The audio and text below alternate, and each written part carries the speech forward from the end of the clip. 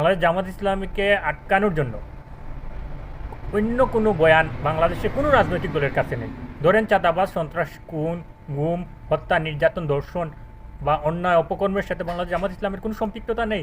সেই জন্য তারা বাংলাদেশ জামাত ইসলামের সঙ্গে এই বিষয়গুলো নিয়ে ডিল করতে পারে না, বাংলাদেশ জামাত ইসলামকে আটকানোর চেষ্টা করতে পারে না, বাধাগ্রস্ত করতে পারে না। তাই বাংলাদেশ জামাত ইসলামকে আটকাতে হবে। কী দিয়ে আটকাতে হবে? সেই 54 বছর আগের স্বাধীনতার চেতনা, স্বাধীনতার এই বুলি, সেটা নিয়ে আসতে হবে।